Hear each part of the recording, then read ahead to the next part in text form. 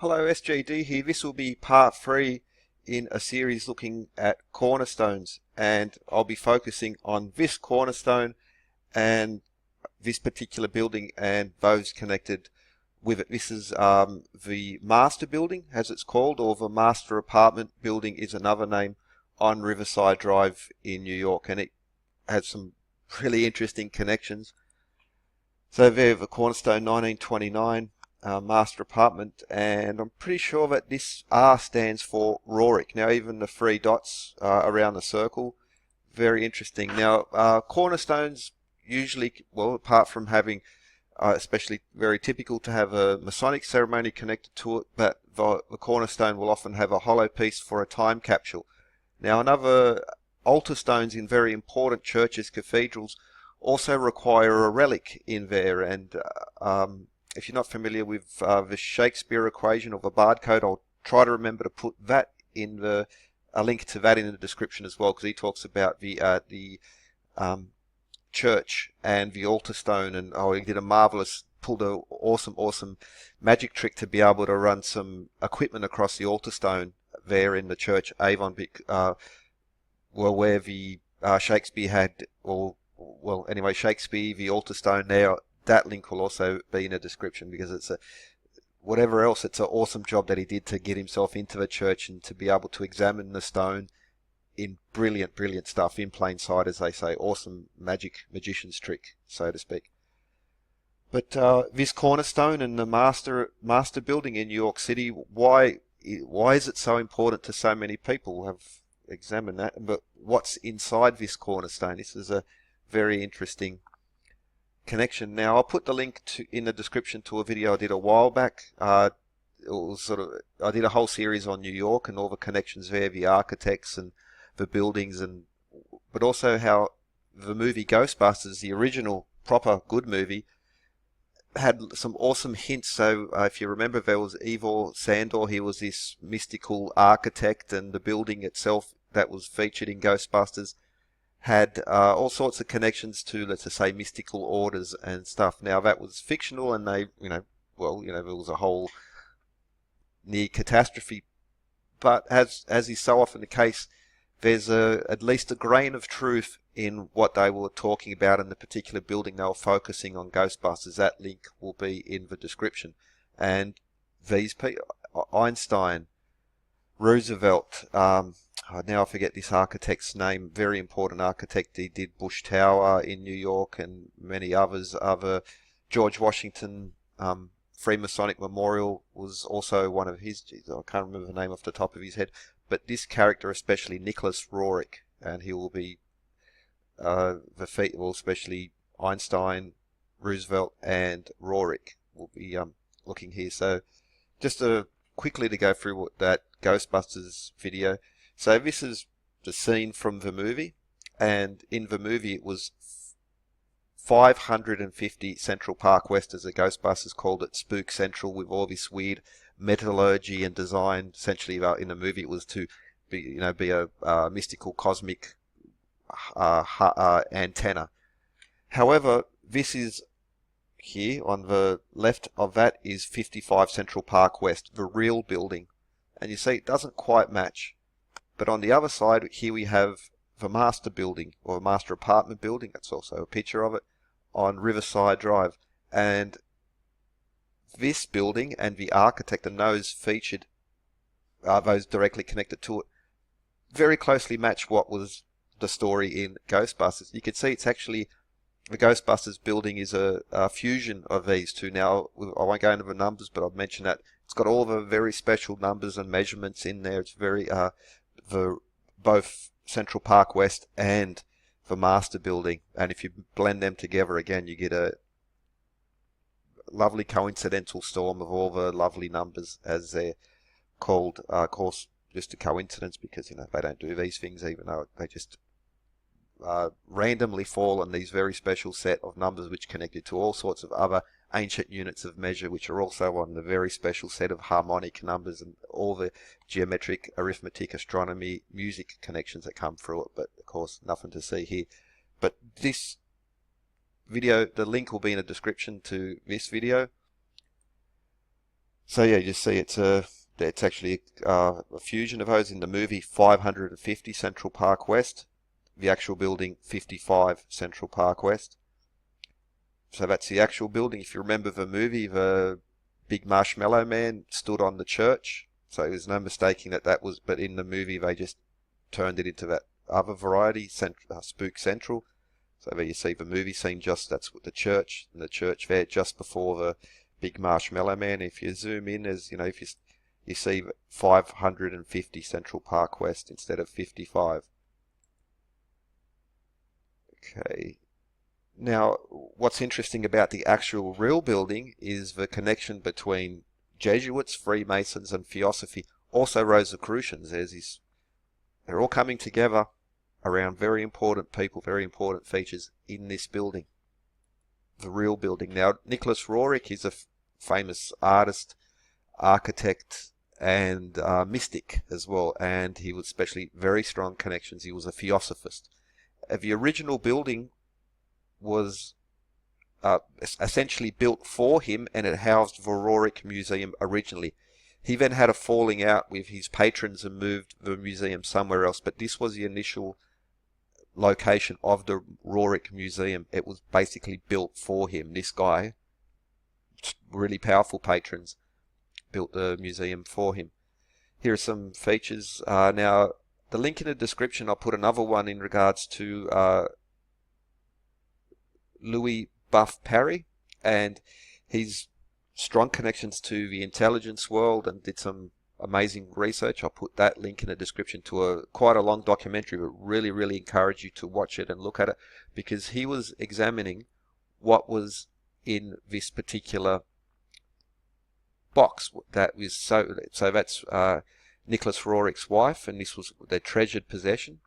And we see this box, this truncated pyramid, and how important it is to the Roerichs and how they got to it. And again, you need to watch the link in the description to the fuller documentary. Really is a must-watch, because we're bringing in Rosslyn Chapel, possible Templar connected navigation to America pre-Columbus, which brings us back to Rosslyn Chapel, which has these plants carved in there, which a botanist has identified as medicinal plants used by Native Americans, and they were carved in place in the Rosslyn Chapel before the New World was discovered, so to say, as they say, by Columbus.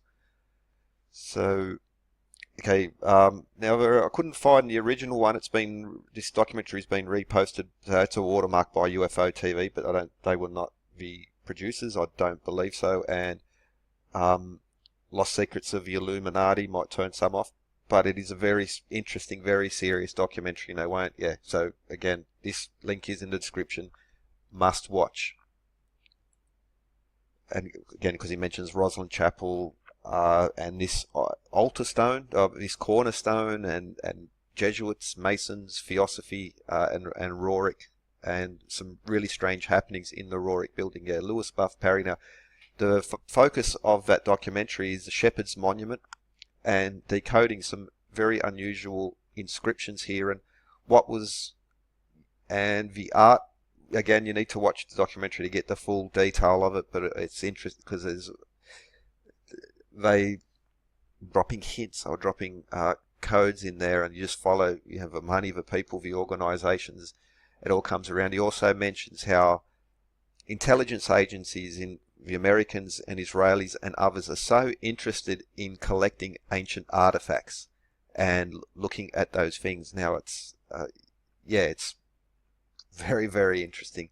He himself is embedded in this world. He's not just some random guy. He has strong connections, and it was essentially through the Rosicrucians and eventually at the end to the Rosicrucians that this decoding of this particular, especially this inscription here, which was the most mysterious of the enigma surrounding the Shepherd's Monument and Nicholas Roerich and the Master building in New York. Now, the Cornerstone ceremony itself was not a large-scale event, but the people in attendance were a who's who of really important people. Now, even a letter from Albert Einstein was read, which praised Nicholas Roerich's goal and the building itself. Max Planck was also connected and a supporter of this movement. Now, what is the movement? Now, the name's been changed, but it was originally called the Roerich Pact, signed in 1935, an international treaty on the preservation of ancient artifacts. Now, Nicholas Roerich, who saw the destruction from World War I and how many artifacts, pieces of art were lost, architecture was destroyed, and the Roerich Pact, again, an international treaty named after Nicholas Roerich. This is no small potatoes. The people connected, it's really talking the highest levels, and which only gives credence to Louis Parry and what he's talking about, the interest of intelligence agencies, high levels of government, really, really rich, important patrons of people who are orbiting this general area. And so this cornerstone especially, and yeah, Nicholas Roerich Pack, it's got another more, but anyway, Theosophy, artifacts, and big money, big serious people. This is not just some small thing. Now here's a picture that's Louis Horch, Freemason, highly, reasonably highly ranked Freemason, very rich, important character, and that's his wife. There is Roerich's son. But anyway, Roerich, Masons, Theosophy, Louis Horch finance this building. To have a building built for you, and at the time a very important, architecturally significant building, the first building that, for instance, to have corner windows, but it's 444 feet, 27 floors, and especially at the time, this is a big thing. This is really, and so why was Roerich so important? Why was his cornerstone so important? Well, again, you need to watch the documentary, but Frank Horch, the son of Louis Horch, was the building manager, and he was murdered in the boiler room, in the basement of this building, the master building, and that boiler room is directly behind the cornerstone of this particular building. So I mentioned altar stones have relics, time capsules in cornerstones. What was in this cornerstone and what made it so important to so many very important, influential people? Well, they're also connected. So essentially what Louis Parry is presenting, and there's the Jesuits, the Masons, Theosophists are all very interested in this cornerstone, and there is suggestions that he was murdered in the boiler room just behind his cornerstone because someone, and he points the finger at the Jesuits, were trying to get to the relic or the time capsule of this cornerstone. He said, and again he will bring in Rosslyn Chapel, and he'll show a particular pillar and highlight this and talk to the caretaker at Rosslyn Chapel, which have got, for instance, Da Vinci Code. It's one of those, at the very end everyone meets up at Rosslyn Chapel. It's still one of these very mysterious, influential places, but they're suggesting that this box, which is probably now in the cornerstone, contains what is to believe the pillow stone of Jacob. So in Genesis, as mentioned, Jacob went to sleep using a stone as a pillow, and then he had a dream, and Jacob's ladder basically was talking to the older prophets, and through Jacob's, so Jacob's pillow stone and Jacob's ladder. It's in few mentions of it in the Old Testament. Very important. So again, you see Jacob, the pillow stone, Jacob's ladder, and it's also an important feature in tracing boards and Freemasonry, for instance. So boards will have this ladder here. That's Jacob's ladder. And so again, you'll see this is a standard feature, Jacob's ladder, always leading to the all-seeing eye, and or the sunburst as well. Jacob's ladder. Got the key here as well now. I've got to be okay. But anyway, Jacob's ladder. It's a thing. Not at least. Yeah. Okay. This is William Blake again. Pillar stone of Jacob. Jacob's ladder. It's just some other again. Okay, so yep, the pillow stone of Jacob, Jacob's ladder in both the biblical sense and still connected now, especially to this very interesting cornerstone. Or Jacob's ladder, also you might have heard of that. That's this in electronics and just building it. That's the Jacob's ladder when you see it go up doing that zap zap zap thing. Also a very cool movie going back to the 80s as well, but that doesn't really go into this. But anyway, still just called Jacob's ladder, which brings us back to the master apartment building, Nicholas Roerich Museum, which is now moved because it was a falling out. So if you just, I'll put the link as well to, even the Wikipedia article talks about the history and the falling out between the Roerichs and the Horch family, and who were the financiers of this building. Again, who, they built, this guy's got to have some influence to have a museum and a building essentially built for him, and of course how it also matches the plot in the Ghostbusters story. So yeah, links in the description to the LAPIS EXILLIS documentary with Louis Parry, which also mentions, who talks about the Shepherd's Monument and Rosslyn Chapel, the international treaties, the intelligence agencies, and he himself has contacts with him. So, and he is a decoder as well, so cryptography, and because he decrypts or presents. So the Horch family, the financiers, Theosophy. What is this? What's in the box? Why are so many people interested in it? Why is it so such an international influence of particularly Nicholas Roerich, the money and all these? Basically Max Planck and Einstein were the the high priests at the time, and and Rosicrucians, and so it was especially this inscription which Louis Parry claims to have found the meaning to, and again the pillow stone of Jacob and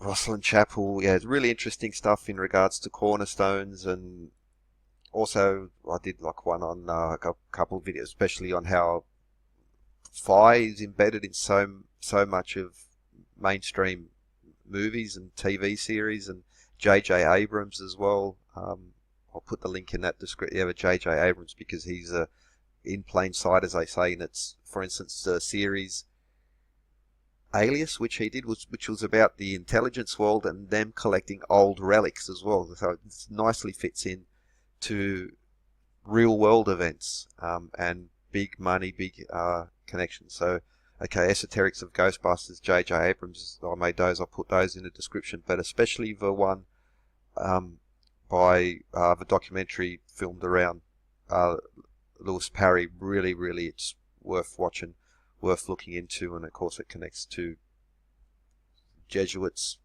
Theosophy, Freemasons, Rosicrucians, Cornerstone ceremonies, and big money, very powerful, influential people.